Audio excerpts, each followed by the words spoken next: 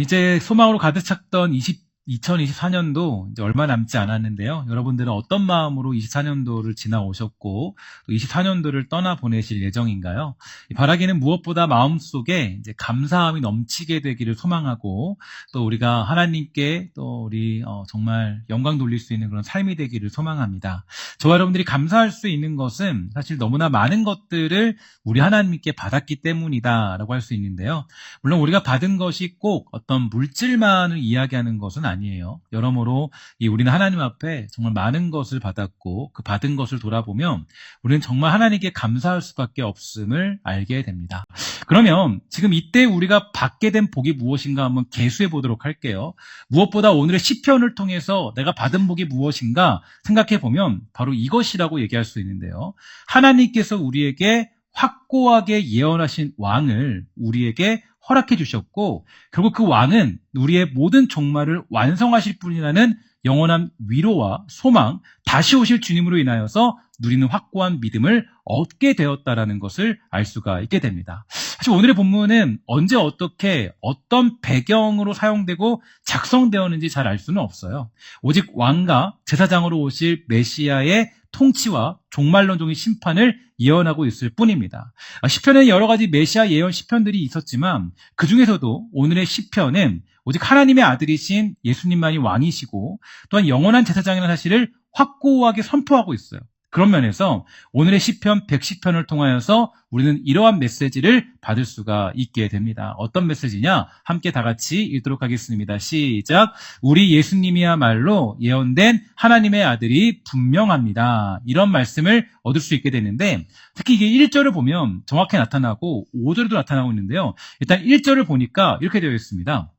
여호와께서 내 주에게 말씀하시기를 내가 내 원수들로 내 발판이 되게 하기까지 너는 내 오른쪽에 앉아 있으라 하셨도다. 이런 말씀이 있는데 이 시편이 이제 누가 작성했느냐 보니까 다윗이 작성했다고 되어 있어요.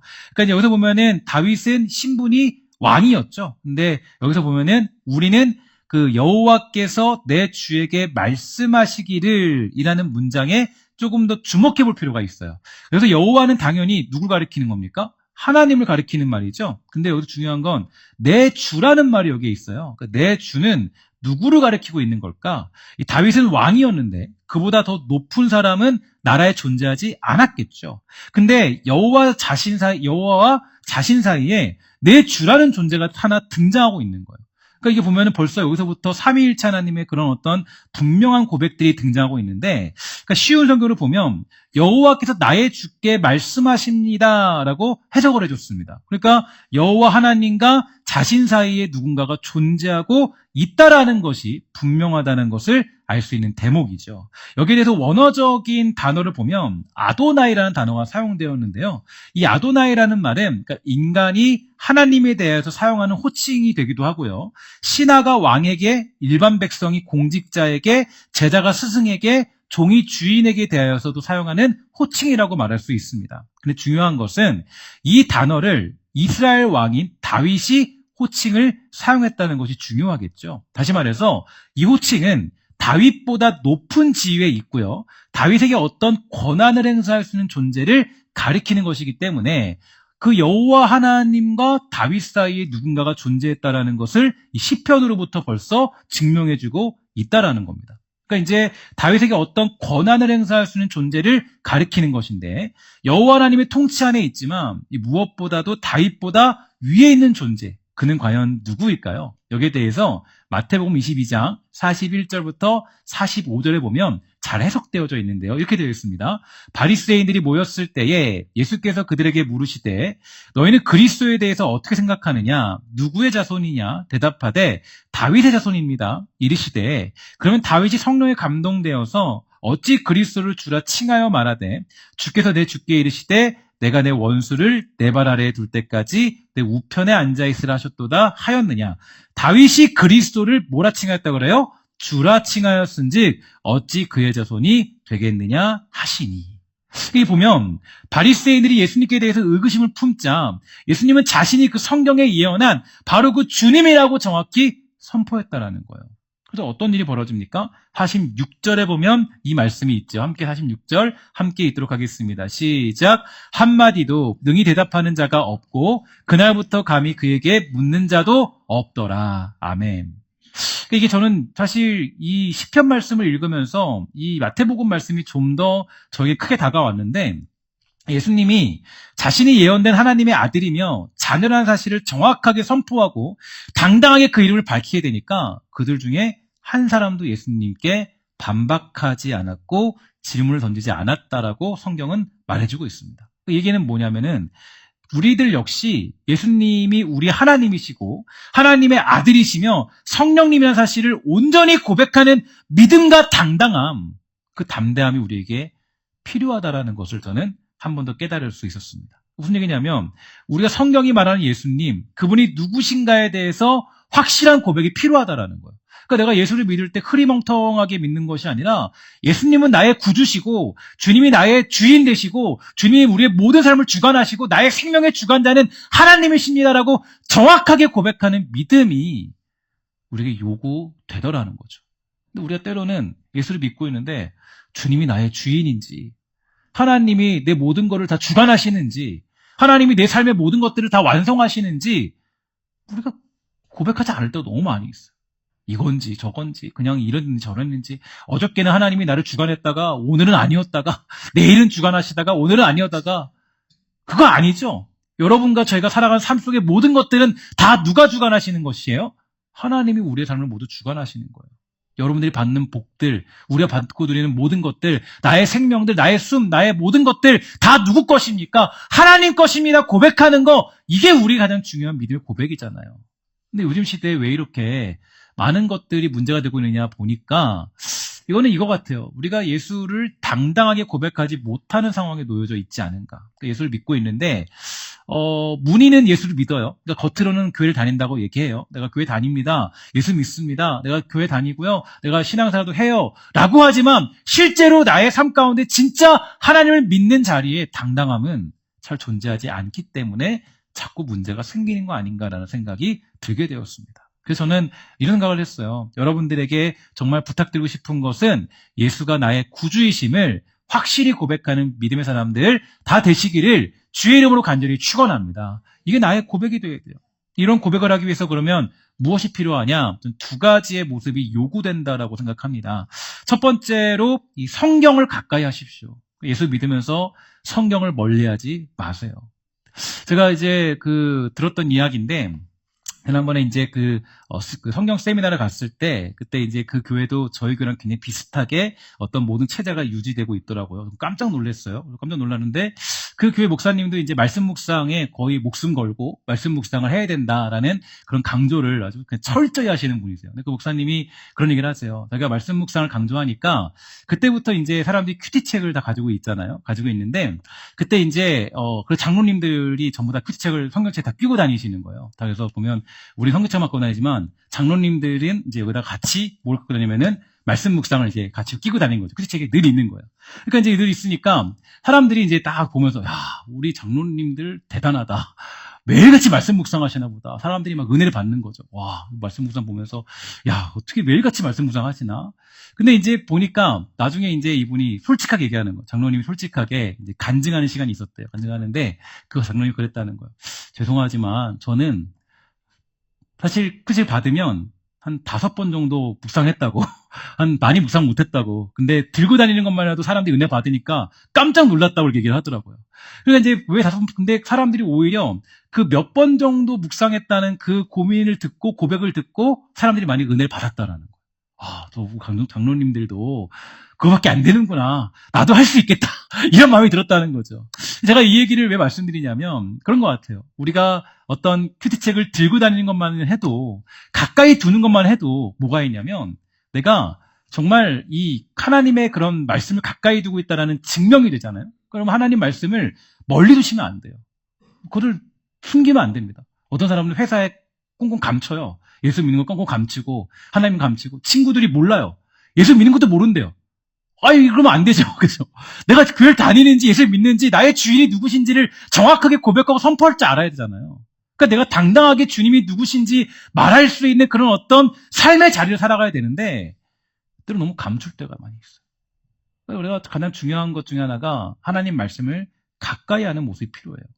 우리 주님은 말씀이 육신되어서 이 땅에 오셨다라고 성경은 말해주고 있죠. 그러므로 예수님을 알게 되는 가장 확실한 방법은 무엇보다 하나님의 말씀을 가까이 하는 것입니다. 많은 분들이 교회를 다니면서도 하나님의 말씀을 너무나 멀리 두고 살아가요. 그저 주일날 선포되어지는 한 번의 말씀에 의지해서 살아갈 때가 너무나 많이 있습니다. 그러나 예수님에 관한 지식은요, 그렇게 주어지지가 않아요. 오직 우리가 성경을 읽고 묵상할 그때에 비로소 우리는 주님이 누구신가, 예수님이 누구신가에 대해서 바르게 선포할 수가 있게 되는 것입니다. 그래서 성경은 우리가 하나님의 말씀을 읽어야 한다, 묵상해야 한다라고 말해주고 있습니다. 특히 묵상이라는 행위는 우리로 하여금 예수님이 누구신가에 대해서 정확하게 알려주는 도구가 되는데, 이 말씀을 묵상할 때 성령께서 그 말씀을 조명하여 주셔서 우리는 예수님이 누구신가 깨달을 수가 있게 되더라는 거죠. 여러분들이 교리를 공부하시는 이유는 어디에 있습니까? 교리를 공부하는 것은 교리를 신봉하기 위해서가 아니죠. 교리를 통해서 하나님이 누구신가에 대해서 간략한 정의를 얻기 위해서도 아닙니다. 교리라는 것은요, 성경을 읽으며 묵상할 때에 예수님이 누구신가에 대해서 정확히 깨닫기 위해서 이 교리라는 것이 필요하다라는 거예요. 두 번째로 우리의 삶으로 예수님이 성경에 증언된 하나님의 아들이심을 증명할 필요가 있는데요. 성경을 읽고 묵상하다 보면 어떤 일이 벌어집니까? 디모데후서 3장 15절과 17절 우리 함께 다 같이 읽도록 하겠습니다. 시작. 모든 성경은 하나님의 감동으로 된 것으로 교훈과 책망과 바르게 함과 의로 교육하기에 유익하니 이는 하나님의 사람으로 온전하게 하며 모든 선한 일을 행할 능력을 갖추게 하려 함이라. 아멘. 성경의 특징이 있다면 교훈과 책망과 바르게 함과 의로 교육하기에 유익하게 한다고 합니다. 또 하나님의 사람으로 온전하게 하고 모든 선한 일을 행할 능력을 갖추고 있다라고 가르쳐주고 있어요. 그러니까 하나님의 말씀을 가까이 하는 사람에게는 어떤 변화가 생겨날까요? 맞습니다. 바로 삶의 변화가 생겨나게 되는 거예요. 성경을 읽고 묵상할 때에 우리는 삶의 진정한 변화가 일어날 수 있다라는 거죠. 대부분 가장 먼저 변하는 것이 있다면 제가 보니까요, 일단 우리의 언어가 변화되더라고요. 언어가 바뀌어요. 그동안은 저주하며 살았어요. 불평하며 살았어요. 그동안 원망하며 살았어요. 나의 입술이 정말로 부정적인 것으로 가득했습니다. 그러나 하나님 말씀을 읽고 묵상하다 보면 그때부터 뭐가 바뀌느냐? 갑자기 축복의 언어로 바뀌어요. 사랑하는 언어로 바뀌어요. 소망을 선포하는 입술로 변화됩니다. 또한 삶의 진정한 변화들이 하나씩 하나씩 이루어지더라고요. 물론 살아가는 이 땅에서 우리는 완전한 변화를 이룰 수는 없겠죠. 그러나 주의 말씀은 살았고 운동력이 있어서 충분히 이전의 우리의 모습을 죽이고 삶이 변화되는 역사를 일으키게 되는 줄 믿습니다. 로마서 12장 1절과 2절을 함께 다 같이 읽도록 하겠습니다. 시작. 그러므로 형제들아 내가 하나님의 모든 자비하심으로 너희를 권하노니 너희 몸을 하나님이 기뻐하시는 거룩한 산 제물로 드리라. 이는 너희가 드릴 영적 예배니라. 너희는 이 세대를 본받지 말고 오직 마음을 새롭게 함으로 변화를 받아 하나님의 선하시고 기뻐하시고 온전하신 뜻이 무엇인지 분별하도록 하라. 아멘. 이게 하나님 말씀을 읽는 자들에 나타나는 모습이에요. 뭐가 찾아온다고요? 삶의 변화가 찾아오는 거예요. 여러분 이런 얘기 많이 하잖아요.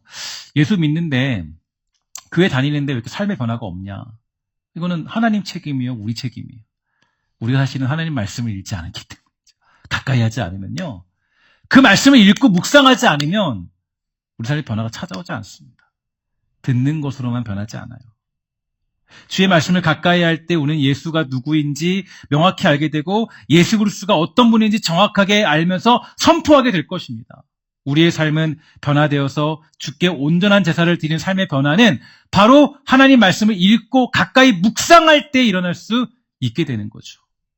여러분과 저의 삶에 특별한 변화가 없는 이유는 어디 있을까요? 여전히 세상 사람들과 다르지 않은 삶을 사는 이유는 무엇입니까? 한 남자가 여자를 사랑합니다. 그럼 이 남자의 삶은 사랑하는 그 여자의 중심으로 모든 삶이 변화돼야 돼요. 그 삶의 변화죠. 삶의 변화라는 것은요, 내가 사랑하는 사람의 그 중심을 따라서 살아가는 것이 바로 삶의 변화입니다. 그러니까 그 남자는 이제 내가 여자를 사랑하기로 작정했으면 나의 모든 중심은 그 여자 중심으로 바뀌어야 돼요. 그 여자를 위해서 나의 삶의 시간표가 바뀌어야 됩니다. 또한 모든 중심에 그 여성이 내 삶의 자리를 차지해야 되겠죠. 지나가는 여자가 물어봅니다. 남자에게. 혹시 전화번호가 뭐예요? 시간 있어요? 라고 했을 때 은근슬쩍 손에 있는 반지를 뺀다거나 시간이 있습니다라고 얘기하면 될까요? 안 될까요? 안 되는 거예요. 왜냐하면 나의 삶은 이미 한 여자를 사랑하기로 작정했기 때문이에요. 여러분, 제가 보니까 예수님을 믿는 것도 마찬가지예요. 제가 여러분에게 왜 이런 말씀을 강조하냐면 이 시편의 말씀을 보면서 그 말씀을 묵상하면 나오잖아요. 주님이 누구신가? 주님을 믿을 수밖에 없는 근거가 나오잖아요.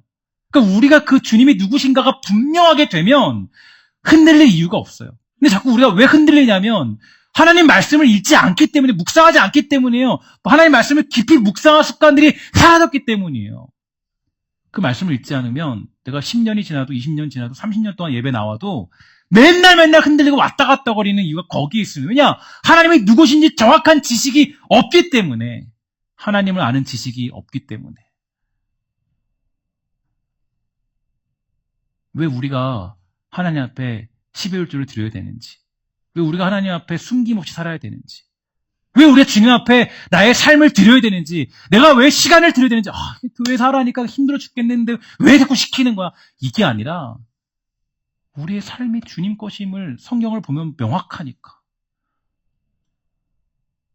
내가 받은 것이 하나님이 주신 것임이 명확하니까, 그분이 나의 주인이심이 명확하니까 성경을 읽으면 읽을수록 삶의 변화가 찾아오는 거예요.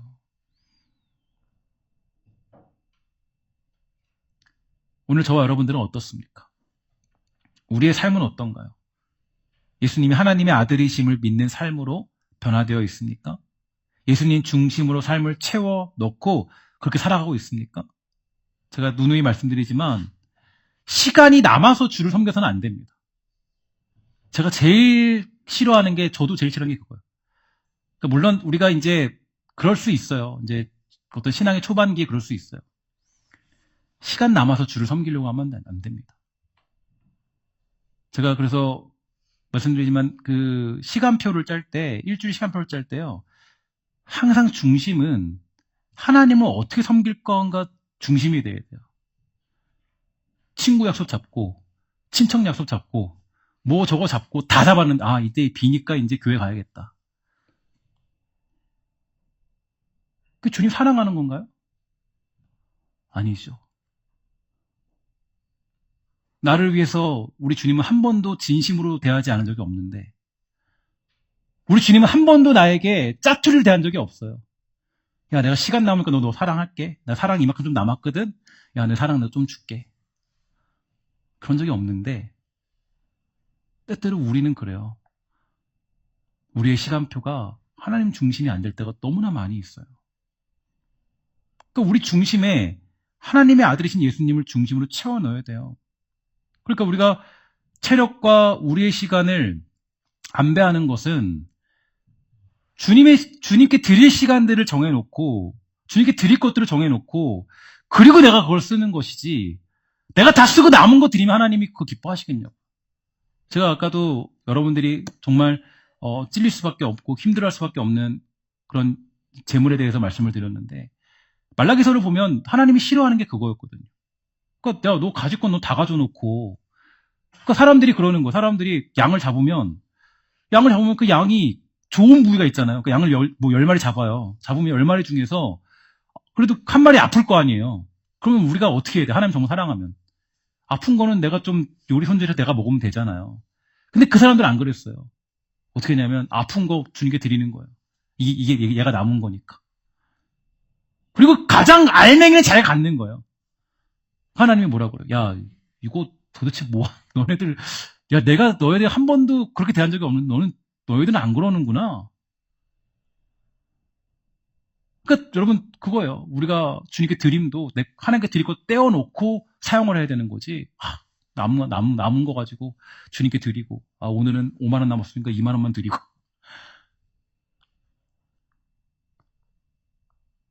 인색하지 않다라는 거는 많이 드리는 게 아닙니다. 여러분들이 저희가 많이 시간 다 드리고 헌신하고 돈도 드리고 제가 보니까 이번에 한 그 영상을 봤는데, 그 어떤 그 이혼 전문 변호사가 그러더라고요. 그 이혼이 가장 많이 일어나는 때가 언제냐면 성탄절 때래요. 우린 사랑이 제일 많은 때인데 성탄절 이때에 이혼의 사건이 제일 많이 일어난대요. 왜 그러는 이유가 있대요. 뭐냐면 불륜을 저지르는데 불륜을 있는데 24일 날에는 본처한테 가야 되고 25일에는 불륜 집에 가야 된다는 거예요. 그래서 거기에서 이제 그게 문제가 벌어진다는 거예요. 사랑이 아주 이게 많으니까지 몰라도. 성탄절이 예수님에 대한 지식을 알고 주님 누구신가를 아는 그런 날인데 왜 성탄절이 왜 이상한 것으로 치장되는지 모르겠어요. 그 성탄절은요, 제가 그래요. 성탄절에 예배 안 드리면 사실 그거 이상한 거예요. 성탄절에 왜 가족끼리 시간을 보내는 게 성탄절의 모습입니까? 사실은 아니죠. 물론 사랑을 나눌 수 있어요. 하나님 주신 사랑이 그날은 너무 큰 날이니까. 근데 우리 중심은 주님께 예배 드리는 게 먼저예요. 그녀만이 먼저죠. 근데 우리가 자꾸 이제 이 세대나 교회도 마찬가지고 많은 경우가 그런 것들을 잊어버려요. 그래서 죄송하게 그렇게 또 여러분들 이런 얘기하면 되게 우리 딸들이 싫어하는데 그래서 제가 그랬어요. 우리 딸들한테 야 성탄절에는 선물 안 준다. 나는 너 선물 안 준다. 둘째 딸이 항의를 했어요. 아빠 왜 나는 선물 안 주냐고. 성탄절에 선물 달라고 나한테. 내가 너한테 선물을 왜 줘야 되니 성탄절에. 성탄절은 너를 기념하거나 그런 게 아니라 성탄절은 뭐예요? 우리 주님의 오심을 기념하는 날이죠. 그냥 누구의 선물 주고 그냥 행복하고 그냥 연인도 즐겁고 불륜한 사람도 즐겁고 저 사람 즐겁고 사랑 나눠주고 그런 게 아니에요. 성탄절은요. 성탄절의 개념 자체가 물론 여러 가지 봤을 때 그게 전통적이지 않다. 그게 예수님 태어나는 우리가 어떻게 알겠어요. 근데 기념을 하는 날이잖아요. 기념을 하는 날. 주님이 오신 날 누구신지 어떤 분인지 주님이 왜 오셨는지 언약 속에서 주님이 딱 맞춰서 오셔서 그날을 기념하는 날이 성탄절이잖아요. 근데 우리가 자꾸 그런 개념들이 사라져요. 성탄절은 그냥 행복하고 좋고 즐겁고 그냥 좋은 날. 그게 아니라 저와 여러분들이 가져야 될 마음은요. 성탄절은 따라합시다. 성탄절은 우리 주님이 오신 날입니다. 그날 기념하는 거예요. 그게 우리가 가져야 될 모습이에요. 근데 이게 언제 명확해지느냐? 자꾸 우리가 왜 흐려지냐면 하나님 말씀을 가까이 묵상하고 있지 않기 때문에. 세상적인 가치와 풍조와 흐름에 따라서 그냥 흘러가기 때문에. 사랑하는 여러분, 저는 오늘 말씀을 묵상하면서 그런 마음이 들었어요. 자꾸 왜 이렇게 시대가 하나님 앞에 인색해지는가? 나의 시간과 삶을 드리는 것도 인색해지고 자꾸 우리가 여러 가지 것들로 인색해지는가? 이유는 한 가지다. 시편 아까 그 말씀을 좀 읽는데 생각이 드는 거예요. 하나님이 나의 주인이시구나. 언약의 완성으로 오셨구나. 완벽하게 오셨구나. 야, 이건 진짜 부인할 수 없겠다. 이런 마음이 들었는데 이 말씀을 읽으면 마음이 들잖아요. 말씀을 안 읽으니까 자꾸 세상적인 풍조 속에 흘러가는 우리들의 모습을 살펴볼 수가 있게 되는 것입니다. 사랑하는 여러분, 우리 하나님이 여러분과 저의 주인이라는 사실을 믿음으로 고백하는 우리 하나님을 아는 지식이 풍성한 아름답고 복된 성도 되기를 주의 이름으로 간절히 소망합니다. 정말 그래서 우리의 삶 가운데 진정한 변화가 일어나는 백성들, 주의 말씀을 가까이에서 그 말씀이 변화되는 놀라운 역사를 이뤄내는 주의 사람들 되기를 주의 이름으로 간절히 축원합니다.